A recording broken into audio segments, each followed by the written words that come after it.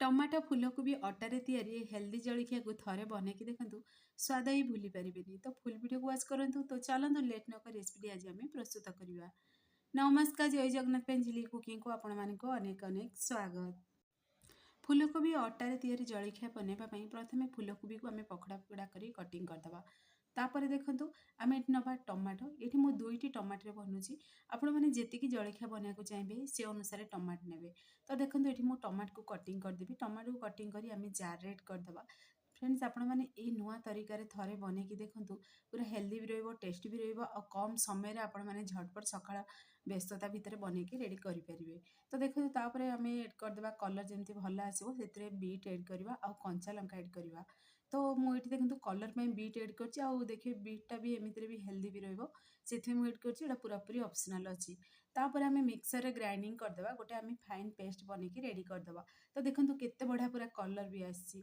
तो चलते आपको आम साइड रखीदे। एबे आमर आग प्रणाली प्रस्तुत करवा। तो गोटे आम जार नवा से आम एड करदे आम फूलकोबी को आपण मैंने चाहिए ग्रेटर साइज ग्रेट भी करें। तो ये पुणी थे आम एड करदे आम धनिया पत्र आ जीरा धनिया गोटा धनिया आ कंचा लंका को एड करदे आपको स्टफिंग बनवाई आम रेडी करवा। तो ये आम मिक्सर ग्राइंडिंग करी ये गोटे खदरा पेस्ट बनैकी रेडी करवा। आपण मैंने चाहिए ग्रेटर साइज भी ग्रेट करें। तो देखो ये प्रोसेस बनी दरकार पूरा पेस्ट बनइबेनी केवल ये खदरा पेस्ट ही बनइबे। तो ताको आम साइड रखीदे।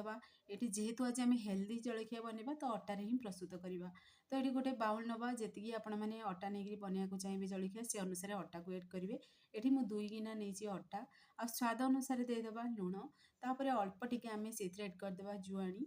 तो जुआणी बदल में आपण मैंने जीरा जीरा भी एड करेंगे। आ गोटे चामच से आम एड करदे तेल तेल घी आपण मान मन पसंद अनुसार आपण मैंने एड करेंगे।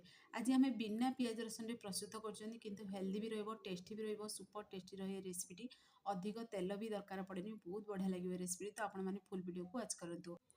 तो ये प्रोसेस रे मिक्स हो सारा पर मुझे पानी एड करदेली किंतु पानी बदल में जो आम बाटिकी रखी टमाटो पुणी बीट पुणी कंचा लंकार से पेस्ट टाक एड करेंगे। मु भूल पानी एड करदेली जेहेतु मोर मन नाला। तो ये आम पेस्ट टाक एड करदे अल्प टिके जेहेतु पानी एड करी। तो देखो ये प्रोसेस रे मिक्स करने द्वारा मैनेज होगला किंतु अल्प टिके ही पानी एड करी। तो ये पेस्ट टाक एड कर सारा पर तो जितकी दरकार से अनुसार पानी को एड करी जमी आप रुटी पे गोटे डो बनाऊँ से भाई प्रोसेस रे डोडा बनइबे। देखो बहुत बढ़िया कलर आसी। तो बिना कलर भी बहुत बढ़िया कलर आसी बीट द्वारा। तो ये कौन करवा साइड आम टे रेस्ट में रखीदे। तापर गोटे ये पेन नवा से एड करदे आम सोरिष तेल। तापर हल्का देखो गरम हो सारा पर तेल ए अल्प टिके जीरा एड करवा जो आम बनैकी रखी ग्रेट कर मिक्सर ग्राइंडिंग करी आम से फूलकोबी को से फूलकोबी को एड कर भल से मिक्स करदे। तो ये पूरा पूरी सिंपल तरीका बनाऊँगी जमी अधिक मसला लगे खावाई आ टेस्टी भी लगे से। तो ये प्रोसेस रे देखो कंचा स्मेल गला पर्यंत फूलकोबी टी आम लो टू मीडियम फ्लेम रे आपको टी अल्प तेल रे ही भाजवा। तो कम तेल रे देखिए बहुत बढ़िया बनिकी रेडी हो। तो ये प्रोसेस रे टी मिक्स करुवे रही रही जमी हल्का सॉफ्ट बनीज आम फूलकोबीटा। तो ये मुझे अधिका किसी मसला एड करनी केवल ये कलर पाई बोली अल्प टिके आम से हलदी गुंड एड करदे आउ लंका गुंड आम एड करवानी जेहेतु ये आम एड कर आम कंचा लंका से मुझे लंका गुंड को स्किप कर देछि। आ स्वाद अनुसार देदेबा लुण जी आपण मैंने फूलकोबी नहीं से अनुसार लुण को एड करदे। लुण को एड कर सारा पर पुणी थे टे भलसे आपको मिक्स करदे। फ्रेंड्स, आपण जब भिडियोटी मोर पसंद आसो सांग मानक शेयर करूँ, लाइक करूँ। चैनल जब नुआ अच्छा चैनल को मोर सब्सक्राइब कर दिंतु, बेल आइकन क्लिक कर दिंतु जहाँफल मोर सब वीडियो नोटिफिकेशन प्रथमे आपण मानक पहुँचो। मुझे इजी वीडियो नहीं आसबि आपण मैंने देखिए घरे आपको निहाती ट्राए करूँ। आउ जब फेसबुक पेज देखुं ताले फेसबुक पेज मोर फॉलो करूँ। आ देखो आपण मैंने नोटिस करेंगे अल्प टिके मो छेना को ग्रेट कर एड कली। ये पूरा पूरी ऑप्शनल अच्छी छेना पनीर छेना बा पनीर। तो ये आम अल्प टिके लास्ट गरम मसला को एड करी भल से मिक्स करदे। देखो आमर केते बढ़िया पूरा स्टफिंगटा बनिकी रेडी हो सारी। आपको आम भी साइड रखीदे किस समय जमी ठंडा हम। तो ठंडा है भी देखो अटाटा पूरा आमर ये सफ्ट बनी आपण मैंने जिते बड़ सैज्र ये माने गोलाकार सेप देवे से अनुसार देखो अल्प अल्प पोषण नवा आम ताकू गोलाकार सेप देदेबा जमी आपण मैंने रुटी पे मुझे जमी बनाऊँ माने गोलाकार सेप देकर मीडियम साइज्र अधिक बड़ नहीं छोट नहीं से प्रोसेस मुझे सेप देती। ଆଉ ଦେଖନ୍ତୁ ଆକୁ ଏଇଭଳି ପ୍ରୋସେସ୍‌ରେ ଟିକେ ଭଲସେ ଟିକେ ପୁଣି ଥରେ ଟିକେ ଦଳି ଦଳିକିରି ଆକୁ ଆମେ ଗୋଲାକାର ସେପ୍ ଦେଇଦେବା।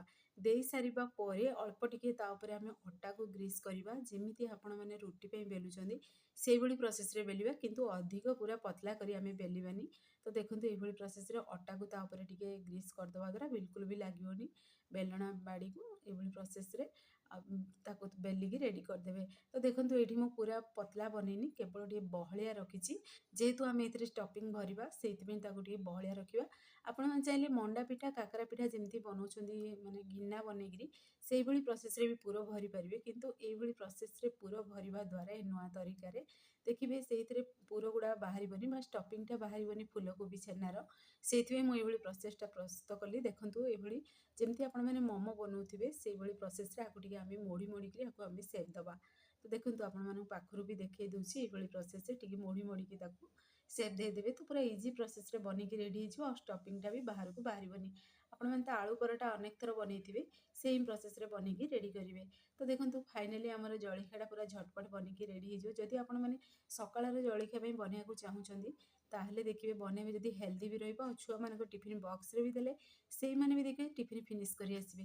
ମାନେ ଏମିତି ଲାଗିବ ଖାଇବା ସମୟରେ କଚୋଡ଼ି ଖାଇଲା ଭଳି ଲାଗିବ, ପରଟା ଖାଇଲା ଭଳି ଲାଗିବ, ଯେମିତି ଆଳୁ ପରଟା କି କୋବି ପରଟା ସେଇଭଳି ପ୍ରୋସେସ୍‌ରେ ଟେଷ୍ଟ ଆସିବ।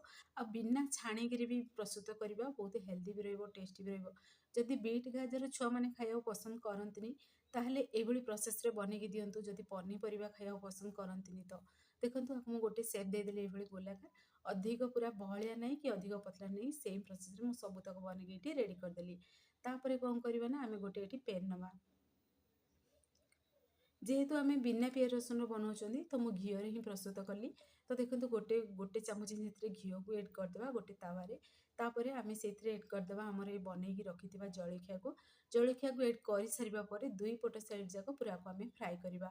ଦେଖିବେ ବହୁତ ବଢ଼ିଆ ବନିକି ରେଡ଼ି ହୁଏ ଫ୍ରେଣ୍ଡସ୍। ଆପଣମାନେ ଖାଇବେ ନା ଏତେ ସ୍ୱାଦିଷ୍ଟ ଲାଗିବ ଯେ ଗୋଟେ ବଦଳରେ 4ଟା ପିସ୍ ଖାଇବେ, ଏତେ ଟେଷ୍ଟି ଲାଗିବ। କିନ୍ତୁ ଦେଖିବେ 2ଟା ପିସ୍ ଖାଇଲା ମାନେ ପେଟ ଭରିଯିବ। ଏତେ ବଢ଼ିଆ ଗୋଟେ ହେଲ୍ଦି ଜଳଖିଆ ଦେଖନ୍ତୁ ବନିକି ରେଡ଼ି ହେଇସାରିଲାଣି। ବାହାର କୋଟିଂଟା ପୁରାପୁରି କ୍ରିସ୍ପି ରହିବ, ଆଉ ଭିତରେ ପୁଣି କୋବି ଛେନାର ଷ୍ଟଫିଂ। ଛେନାଟା ଏଠି ପୁରାପୁରି ଅପସନାଲ୍ ଅଛି, ଆପଣମାନେ ଚାହିଁଲେ କେବଳ କୋବି ହଉ ନହେଲେ ଏମିତିରେ ପିଆଜ କୋବି, କେବଳ ପିଆଜ ନହେଲେ ଆଳୁର ଷ୍ଟଫିଂ ଦେଇ ବି ଏ ରେସିପିଟି ବନେଇ ପାରିବେ।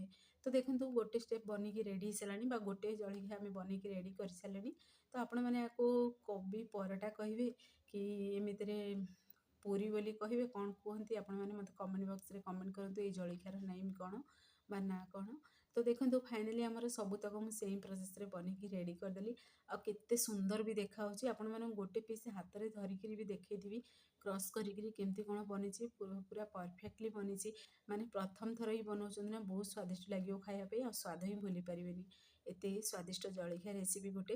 ମୁଁ ତ ବନେଇ ବନେଇ ଦେଉଥିଲି, ରଖୁଥିଲି, ମୋ ପୁଅ ମାନେ ଗୋଟେ ଗୋଟେ ପିସ୍ ନେଉଥିଲା। ମୁଁ କହିଲି ଆପଣମାନଙ୍କୁ ଯେହେତୁ ମୁଁ ସେୟାର କରିବାର ଅଛି, ମୁଁ ଭିଡ଼ିଓଟା ସେୟାର କରିସାରିବା ପରେ ତୁ ନେବୁ, ମାନେ ଭିଡ଼ିଓ କରିସାରିବା ପରେ କହିବାରୁ ସେ ରଖିଲା। ବହୁତ ବଢ଼ିଆ ଲାଗୁଥିଲା। ତ ଏଠି ମୁଁ ବିନା ପିଆଜ ରସୁଣ ବନେଇଛି, ଆପଣମାନେ ଚାହିଁଲେ ପିଆଜ ରସୁଣ ଏଡ଼୍ କରିକି ବନେଇବେ ନା, ବହୁତ ବଢ଼ିଆ ଲାଗିବ। ଆଉ ଦେଖନ୍ତୁ ଆପଣମାନଙ୍କୁ କ୍ରସ୍ କରି ଏଠି ଦେଖଉଛି କେତେ ବଢ଼ିଆ ପୁରା ଫୁଲିଛି ଆଉ କେତେ ସଫ୍ଟ ବନିକି ରେଡ଼ି ହେଇଛି। ଯେମିତିକି କଚୋଡ଼ି ଖାଉଛନ୍ତି ନା ସେଇଭଳି ଲାଗେ, ପୁରା ଫୁଲକା ଫୁଲକା ବନିଛି ଆଉ ପୁରା ବେଲୁନ୍ ଭଳି ଫୁଲା ଫୁଲା ବନିଛି। ଆଉ ଦେଖନ୍ତୁ ଭିତରେ ଷ୍ଟଫିଂ। ବହୁତ ବଢ଼ିଆ ଜଳଖିଆ ରେସିପିଟି ଫ୍ରେଣ୍ଡସ୍। ଆପଣମାନେ ନ୍ୟୁ ତରିକାରେ ଏଇ ଜଳଖିଆକୁ ବନେଇକି ଦେଖନ୍ତୁ। ମାନେ ଏତେ ହେଲ୍ଦି ବି ରହିବ ଆଉ ପୁରା ଟେଷ୍ଟି ବି ଲାଗିବ। ଆଉ ଛୋଟଠୁ ବଡ଼ ସମସ୍ତେ ପସନ୍ଦ କରିବେ। ଛୋଟ ଛୁଆମାନଙ୍କ ଟିଫିନ୍ ବକ୍ସରେ ବି ଆପଣମାନେ ଆକୁ ଦେଇପାରିବେ। ତ ଫାଇନାଲି ଆମ ଜଳଖିଆ ରେସିପିଟି ବନିକି ରେଡ଼ି ହେଇସାରିଲାଣି। ଆପଣମାନେ ଘରେ ନିହାତି ଟ୍ରାଏ କରନ୍ତୁ। ସେ ପର୍ଯ୍ୟନ୍ତ ରହୁଛି, ପୁଣି ଏକ ନୂଆ ରେସିପି ନେଇ ଆସିବି।